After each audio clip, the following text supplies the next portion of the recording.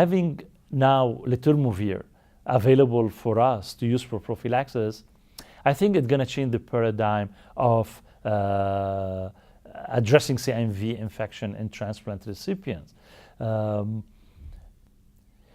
I think what we're going to see in the future is most probably a shift from preemptive therapy to prophylactic regimen or strategy by having a new drug safe and effective for prophylaxis in this high-risk patient population, mainly recipient positive for CMV after allotransplant. There is a few clinical trials which are still ongoing. Maribavir, it's been tested for CMV resistance in allogenic stem cell transplant. So it is treatment of CMV resistance when other anti-CMV drug failed.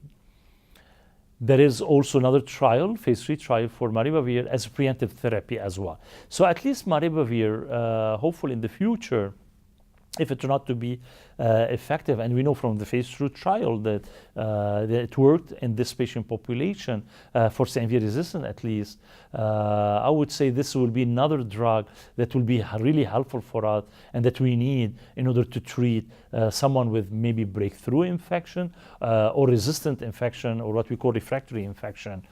So at least it will help us to control this kind of infection, when now what we do is use the drugs that we have available, which are pretty toxic drugs, as I mentioned earlier, and sometimes we use them in combination. And you can imagine what the side effect could be much more or higher incidence than if you use them as monotherapy as well.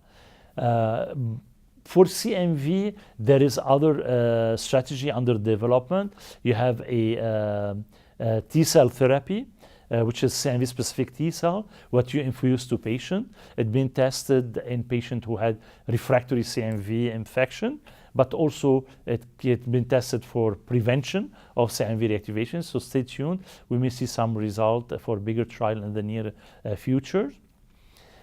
CMV vaccine, also another strategy been developed. Unfortunately, one of the CMV DNA vaccine that the trial was completed recently for stem cell transplant recipient. It was a negative trial, did not reach the primary endpoint. And also even the secondary endpoint as well.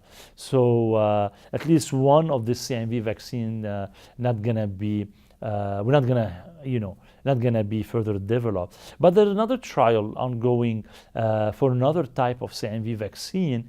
So stay tuned. Hopefully we'll hear some good news in the near future as well. So as you can see, there's different strategies under development, and I'm hoping because we still need new drug or new strategy to address resistant CMV or treatment of CMV infection or even prophylaxis as well, in addition to letermovir.